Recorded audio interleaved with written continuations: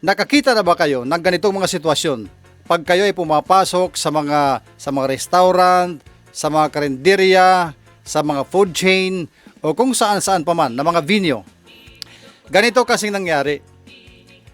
Meron tayong napasukan na isang food chain sa Tacloban dito sa may malapit sa Eastern Visayas Regional Medical Center. Na kung saan may comfort room yan. Food chain ito, kilalang food chain. May comfort room yan, 3 yan. May isa para sa mga lalaki, may isa para sa mga babae, may isa rin naman para sa mga PWD. Ngayon, yung aking informant na may dokumento, hindi lang talaga informant, may dokumento talaga siya, ay mayroon siyang nasundan, pumasok siya sa CR para mag-CR, syempre, pero ang kanyang dinatnan sa loob ng CR, ako, talaga namang walang hiya yung kanyang dinatnan. Ang food establishment, meron siyang lalagyan ng basura dyan sa loob ng CR, pambabaing CR ito. Ano naman kunong ginagawa mo doon, kuya, sa loob ng pambabaing CR? Hindi po ako ang pumasok. May informant po ako na pumasok, siyempre nag-CR doon sa pambabae. Ang nangyari ganito, yung lalagyan doon ng basura, yung plastic na mayroong inaapakan sa baba, apakan mo yan para umangat, inaapakan mo yan sa baba, bubukas yung takip, aangat, para may shoot mo yung basura. May lagay mo yung basura. Ganon ang basurahan doon. Pero ang nangyari, nung pumasok yung informant ko, ito nakikita niyo yan mga picture nakikita ninyo. Nakatambak yung mga tissue, nandyan sa takip sa ibabaw ng basurahan, yung iba nasa sahig. Nung buksan yung basurahan, inapakan siyempre sa baba, yung tinaapakan, yung parang dila doon. Parang dila ng basurahan, taapakan mo yan. Tapos pag inapakan mo yan, aangat naman yung takip ngayon. Ganyan. Pwede ka nang maglagay ng basura, maghulog ng basura mo dyan. Ang problema, kahit meron pang bakante, hindi pa puno yung basurahan, yung mga naunang nag-CR sa kanya, ang dami pa ring mga basurang itinapon na hindi ipinasok doon sa basurahan, nandiyan lang sa baba, sa sahig ng CR, ay talagang kadiri tingnan.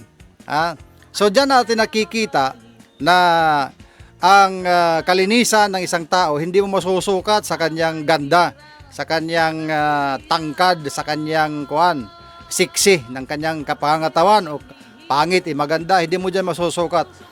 Masusukat mo ang kalinisan ng isang tao pag yan ay pumasok sa CR na pag siya ay nag-CR, iiwan niya ng malinis yung inodoro at walang mga itinapon na basura sa labas ng basurahan o kaya mga basura na iniwan dyan sa laboratory, sa lababo. Normally may lababo yan eh. Pagka walang ganon, malinis na tao yung nag-CR.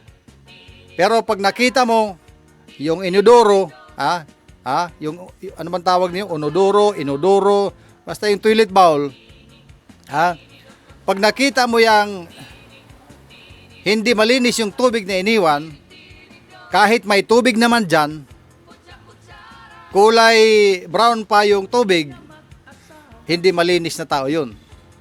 Pag kayo nag-CR, dapat magbubuhos ka ng maayos, walang mga tapon-tapon na mga sprinkle ng ihi mo o kaya ng mga solids dyan sa CR, dapat binubuhusan mo ng maayos na malinaw yung tubig para pag pasok ng susunod na gagamit, malinis naman. Yung basura na mga dapat naman nasa loob ng basura, bakit ilalagay mo sa ibabaw ng takip? O kaya iiwan mo sa lababo na pwede naman palang lalagyan ng basura. Kung gusto mo ng kalinisan, tumulong ka, gawin mo. Tumulong ka sa pamagitan ng kakayahan. Paano ka makakatulong?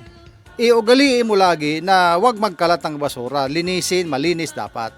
Ako mismo personal, common ko itong nakikita sa mga food chain, sa mga gasoline station. Pag ako'y nagbibiyahe at ako'y nakikisiar doon sa mga gasoline station, sa kung saan-saan ang mga kinakainan. May mga instances pang ganito. Yung CR, walang walang tagas ng tubig diyan sa gripo kasi pasulpot-sulpot lang ang tubig. Pero ang ginagawa ng iba, naglalagay ng drum. Pinupuno ng tubig 'yan. Maliban doon sa drum, may balde. Maliban sa balde, may tabo pa, pangsalok ng tubig, may tabo. Kumpleto 'yan. Marami akong bisis ganyan na napuntahan na nang nasusundan ko, 4% talagang pagkabagra, amog. Amog. Kumpleto na eh. May tubig, may balde, may tabo. Pero yung nasundan ko, hindi nagbuhos.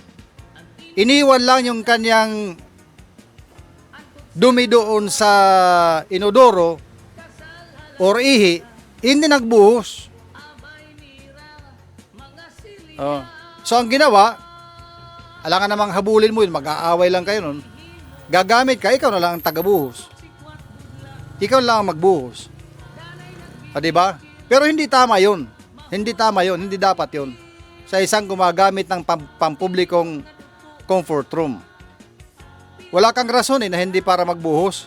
May drum na puno ng tubig, may tabo, may balde. Tapos gumamit ka ng CR. Tapos hindi ka nagbuhos, umalis ka lang. O di amog ka. Amog kang ganyan, amog. Burara, bagra, kung anong tawag dyan sa tama sa inyo sa Tagalog. Huwag ganon mga kapatid. Huwag ganon. Mahiya tayo sa ating sarili. Simpleng bagay lang yan. Dumi mo, dapat ikaw naglilinis. Yung mga tissue mo, yung mga napkin, kung ano pa mga pangpahid mo dyan pa ikaw nagsisiyar, isushoot mo dapat doon sa basurahan. Huwag sa inodoro. Dahil yon ay makakabara. Kaya nga linagyan ng basurahan para doon ilalagay mo yung mga basurahan. Oo, kung hindi ka marunong magbukas, siya naman hindi ka marunong magbukas ng basurahan. Malilinis yan mga basurahan, lililinis yan ng mga personnel. Kung nandidiri kang humawak sa takip ng basurahan para buksan ito, meron namang inaapakan lang. Apakan mo ng sapatos mo, ng sinilas mo, bubukas na yon. Ilagay mo doon. Huwag yung parang nagbabasketball ka na pagkapahid mo ganyan sa tissue mo, sa kung saan mo pinahid, babasketball mo, para kang nag-3 points, shoot mo. Hindi ka naman makashoot. Yung basura, nasa tabi lang ng inodoro eh. Habang nakaupo ka doon sa inodoro, pwede mo nang ilagay doon sa basurahan yung mga ipinangpahid mo na mga tissue, mga wet wipes, kung ano pa. Dapat tumulong tayo. Kung gusto natin ng malinis na kapaligiran, tayo man ay tumulong maglinis ng basura natin. Mga ganyan. Lalo-lalo na pampubliko ito. Ang mga ganitong mga sitwasyon ay magkakaroon pa tayo dito ng ibang mga episode. Hindi lang na videohan ng ating mga informants na picturean lang. Pero sa susunod, pag ako mismo ang nakaspasok sa mga ganyan, talagang fully documented yan, ibibidyo natin para makita talaga ninyo ang itsura ng mga yan. At sa kung saan-saan pa. Basta idodocument natin yan. Bakit natin gagawin ito? Para yung mga tao ay laging ma-remind, maalala nila na hindi pala tama itong mga ginagawa natin. Kaya nga may tubig, may CR tayo, may tubig na dyan, may tabo, may balde. Ay minsan pa kaiba, may tissue pa. Meron pang anong tawag dyan, yung sanitizer. Meron pang blower na para yung kamay mo magdadry pagkatapos maghugas ng yung kamay. Kompleto mga ganon. Dapat, kung gusto natin ang malinis na mga comfort room o mga facilities, ay gawin natin ang part natin. Huwag tayong bagra, huwag tayong burara, huwag tayong amog sa mga pagtatapon ng dumi natin dyan sa loob ng mga comfort room. Clean as you go. Babantayan natin ang ganyang mga kalakaran. Kasi dapat ito, ang mga tao ay magising din sa kailang pagiging bagra, sa kailang pagiging burara, sa kailang pagiging mga amog. Sa mga waray-waray, alam nila yan kung anong ibig sabihin ng amog. Huwag tayong mga amog. Kung mga amog kamo, dito tiyo kalogoringon mga panimalay, pag-practice nga daan kamo nga diri ka maging amog pag-abot niyo gawas. Aniyo ka mga amog ha, iyo mga panimalay, ayaw niyo nga diha gawas hit mga kaunan, hit mga restaurant, mga karinderya, mga food chain, kung ano-ano pa, didto la ito kung gusto nyo mag-inamog-amog, hayo balay nala. Pero pag aadi na kamo gawas, itong pampubliko nga mga comfort rooms, ayaw gadman. Ayaw gadman. Paglimpyo, hiton imo hugaw, kay kung nadiri kahit imo hugaw, mas nga nadiri ibang tao, han imo hugaw.